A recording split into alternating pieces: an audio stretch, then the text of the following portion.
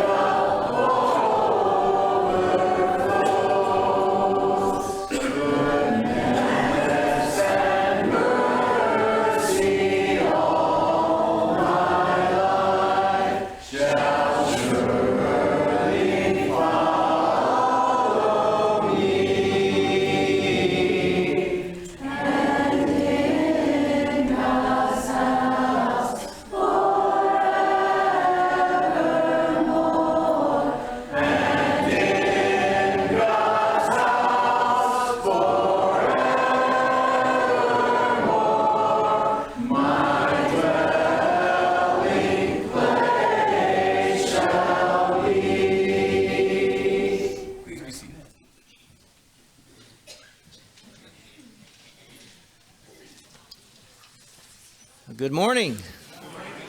Glad that you are here. We do have a few guests with us this morning. Thank you for being here. We hope that you come back and be with us at every opportunity. I want to ask that you keep Marcia in your prayers. She and Karina are actually at the ER this morning. Marcia had a bad week, just a lot of pain, and so they're trying to get that sorted out, worked out as we speak. Please keep her in your prayers. I want to invite you back to movie night this evening. 6 o'clock, is that what it says? 6 o'clock. Come back, and we just had a blast last time, so I hope that you would come and be a part of that today. We're in part 2 of a series I'm excited about. It's called David, primarily because I couldn't come up with a better title. And we're studying the life of who would eventually become King David, and maybe ancient Israel's greatest king. As we jump into the story today, we're reminded of something that's relevant to all of us, either in this moment, in this season of your life, or it will be here someday. and here's what we're going to discover. The ways of God are the most unappealing and seemingly irrelevant when we are angry or isolated. When you're angry or isolated, God's ways just don't seem like the right way. When you're super angry, you're isolated, lonely, afraid, whatever the condition might be, sometimes His way doesn't make sense. You revert to what's comfortable, to what you've always done. These conditions, we've all discovered this, these conditions have the potential to undermine the resolve of even the most dedicated and devout person among us. These conditions have the potential to cause us to crash through every moral and ethical boundary that we set up for ourselves. We become weak. Satan knows the weakest part of us and he pounds it hard. It has the potential to drive us beyond the guardrails that we set up for ourselves, physically, financially, emotionally, relationally. And one of these, or maybe even a combination of them, are probably part of your greatest regret. If you look back over your life, we all have at least one thing we really, really regret. My guess is one of these conditions were involved. Anger, isolation, or something along those lines. It was a time when you were just angry and did something you regretted. You were isolated, maybe afraid, and unfortunately, one of these will probably be a part of your future regrets, because you're not done with regrets just yet. You know, you feel like I've got to do something. Panic sets in. I've got to do something. And you'll do just about anything, oftentimes the wrong thing.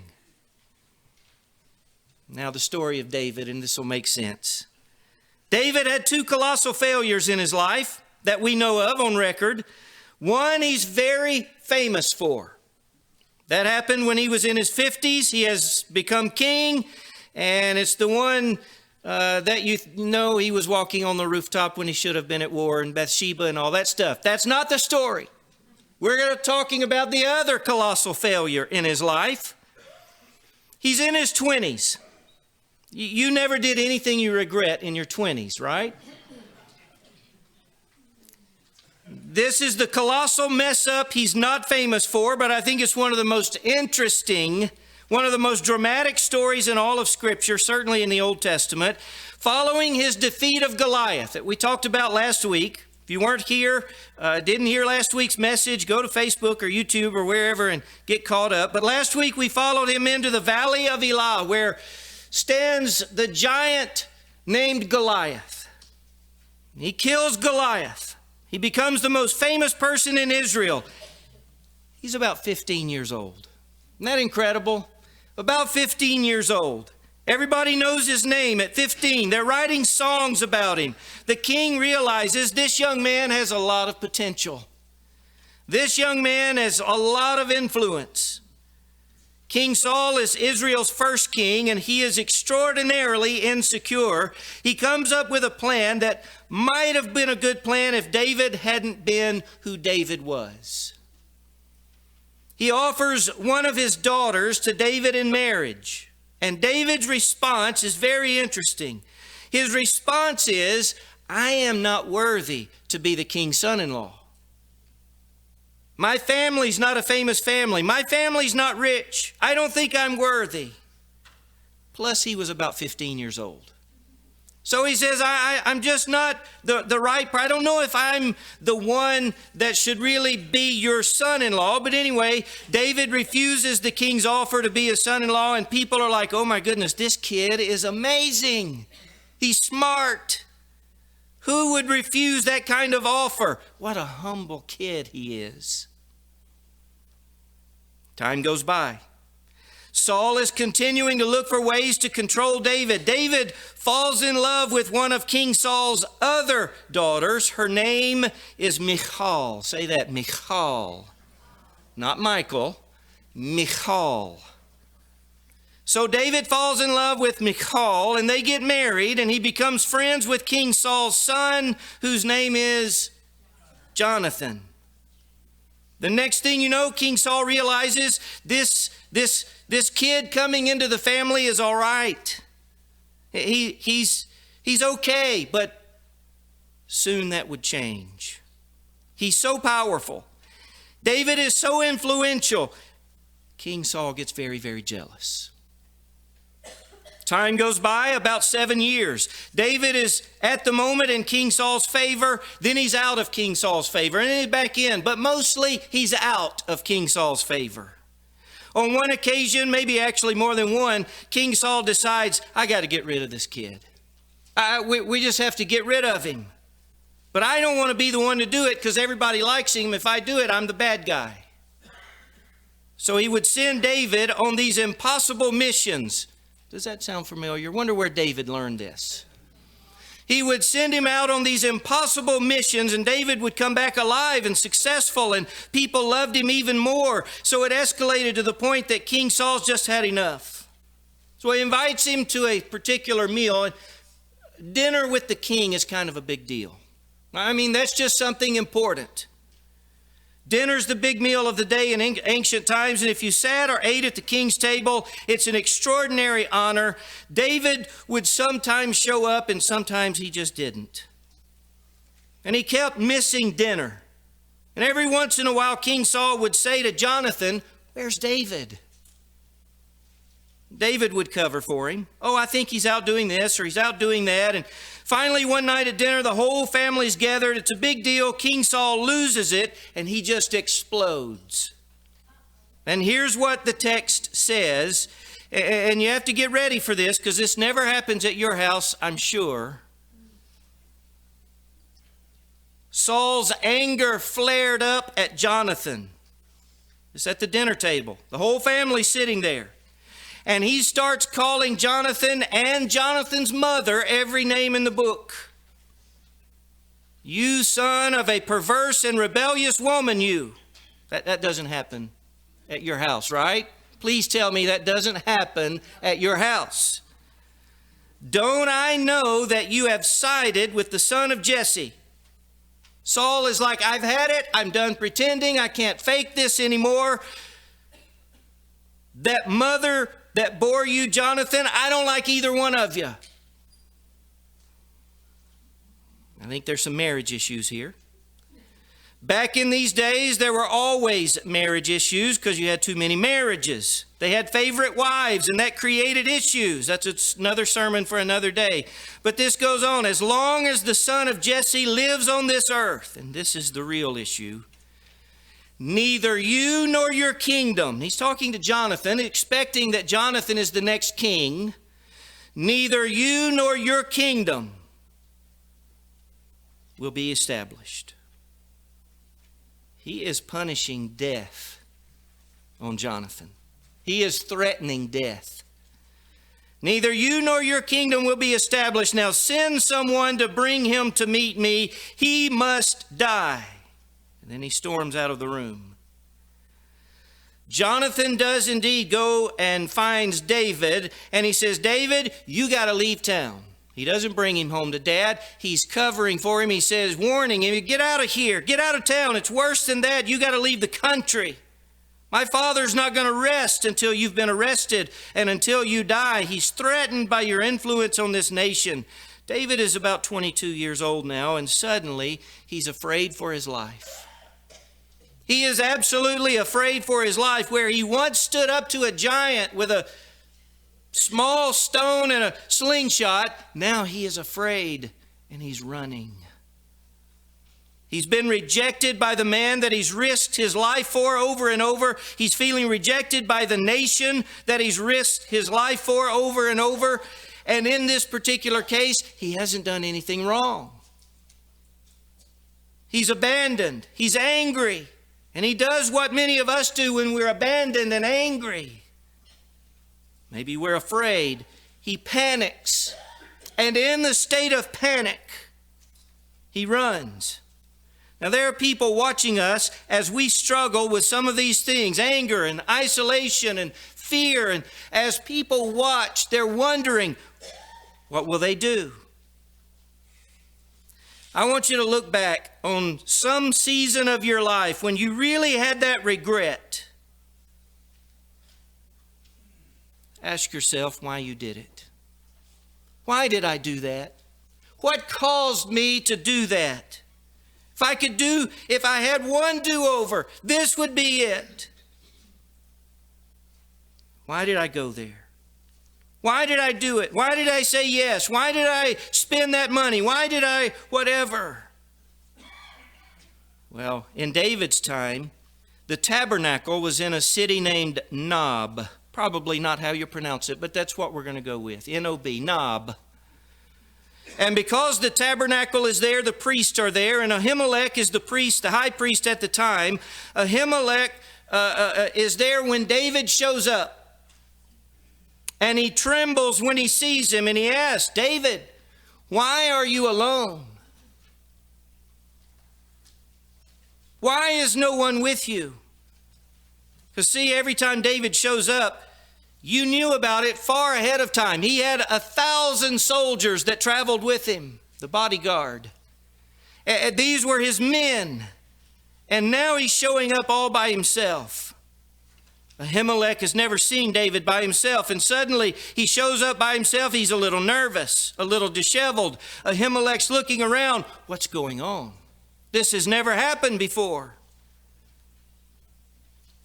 David, what's going on? And David lies. David is against lying. I mean, it's one of the top 10. Thou shalt not bear false witness. He knows it's wrong, but he does it anyway.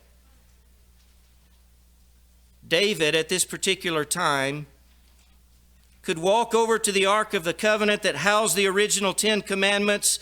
He's in the presence of the original version of Thou shalt not lie. He's a Jewish man. He loves God. He's against lying. But what does he do?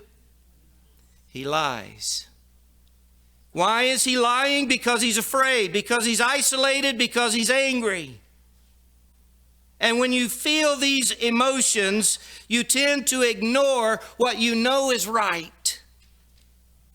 Here's what he said. Ahimelech, the king, sent me on a mission and said to me, no one is to know. There's the lie. Ahimelech, I'm on a mission, and it's so private, nobody is to know. That's why I'm by myself. Now then, what do you have on hand? I'm hungry. I need to eat. I don't know if I'm on the right slide there or not. You'll have to, is it the next one? You'll have to keep me straight here. What do you have on hand? I'm hungry. I need to eat. Give me some bread. Give me whatever you can find. David doesn't have any food. He's hungry. Ahimelech is thinking, this is weird. Something's not right. You're by yourself, you're hungry, you show up without any food because you're on a secret mission from the king. The men are hiding somewhere. The priest says, I don't have any ordinary bread, but I do have the consecrated bread. You know what the consecrated bread is? That's been dedicated just for God, and after it's been used for a little while, then the priest can eat it because they have been consecrated themselves. So Ahimelech says, David, we don't have like normal food because we're priests, but we have consecrated bread. If you want that, you can have it. The priests give him the bread. Now David has not only lied about why he's there, he has lied in order to be fed.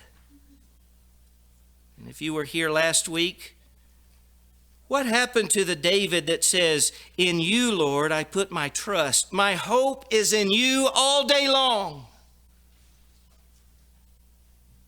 What happened to that David? God, you're my refuge. I run to you in times of trouble.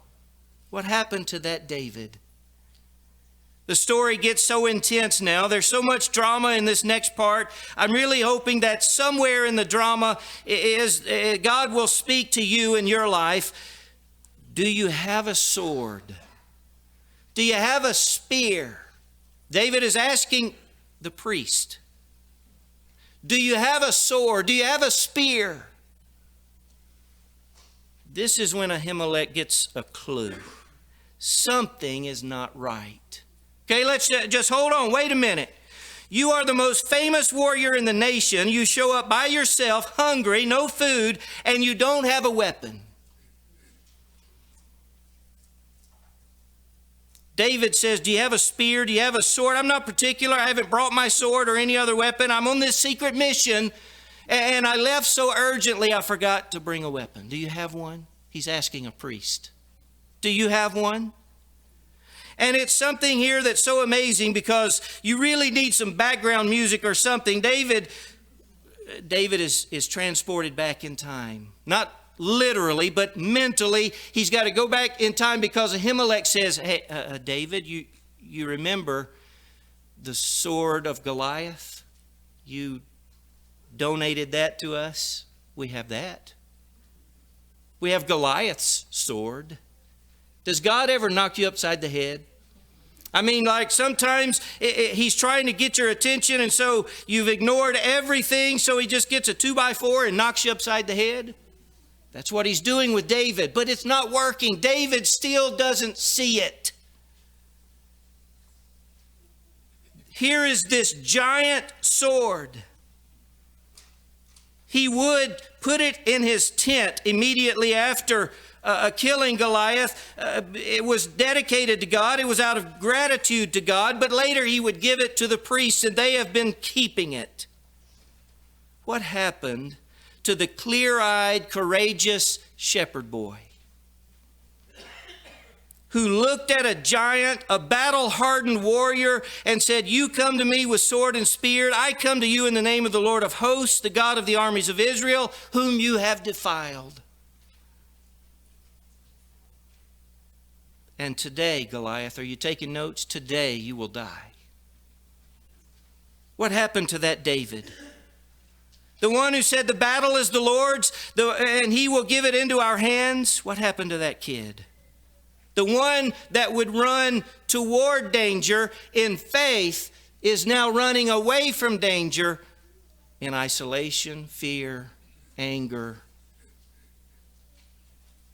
But we can't be too hard at him because we've done the same thing, haven't we?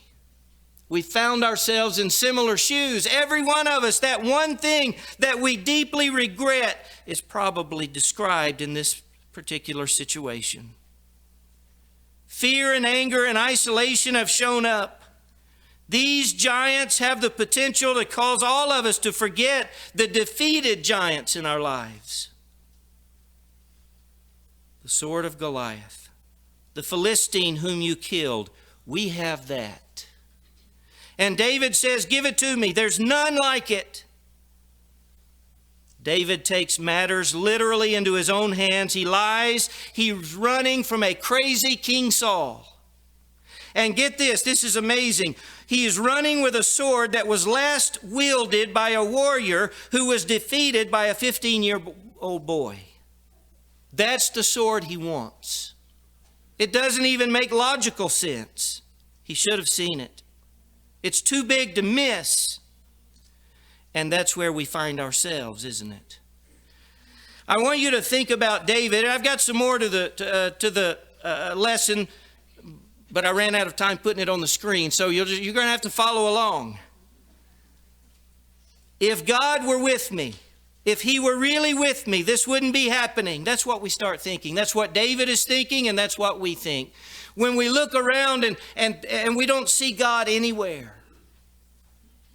our natural inclination is to think he's not with me. If he were with me, this wouldn't be happening. But all of this is happening, so he must have disappeared. He must have left me somewhere. Here's one of the things I've learned through the years as a Christian. It's something we've all experienced. We just didn't have words for it, maybe. It's so easy to trust God when we have nothing to trust him with and nothing to trust him for. It's easy. When you're up there on the mountaintop, you're at the lectureship, the workshop, the youth rally, where you're at your baptism, wherever you are, things are great. It's easy to sing these songs. Oh Lord, our Lord, how majestic is your name. But in the heat of the battle down in the valley, it's not so easy. It's difficult. It's easy to trust him when there isn't much at stake. But David right now is panicking. He's afraid. You know what he does next? How many of you know this story? Raise your hand. This one is not popular. He actually goes to the Philistines. and says, I want to fight for you. I want to be on your team. Enlist me in your army. And the king of the Philistines is like, I know who you are. Everybody knows who you are. And now David realizes, I'm surrounded by Philistines and they know who I am. I'm in trouble. You know what he does? Larry, Moe, and Curly. He literally acts like he's insane. The text says he's slobbering at the mouth and he's doing all kinds of these crazy things, acting like a crazy person. The king says, I've got enough crazy people. Get him out of here. He's on the run. He's doing things he would never do otherwise. Now let's bring this to a close, because this is where it gets really serious. There was someone watching. His name, Doeg, I think. D-O-E-G. I'm not sure how you pronounce that. Doeg. We'll just call him Doug. He was a shepherd, and he was watching Ahimelech and David and heard everything that was going on. So he goes back to King Saul and tells Saul, hey, Ahimelech has David and he's helping David. King Saul and his men go and talk to Ahimelech, and they don't believe Ahimelech when he says, I don't know what's going on. I don't know where David is. He was here, but he left. King Saul says, I don't believe you. You and all your family will die. Saul's men, when he says kill him, look at King Saul and say, no. Not killing a priest. I'll kill your enemies. We'll go to war and fight for you all day long. But that's God's men. We're not doing that. We're not killing them. But Doug says, I'll do it. And he kills Ahimelech and all of his family. David hears. David is heartbroken because David realizes, this is my fault. This is all my fault. I am responsible.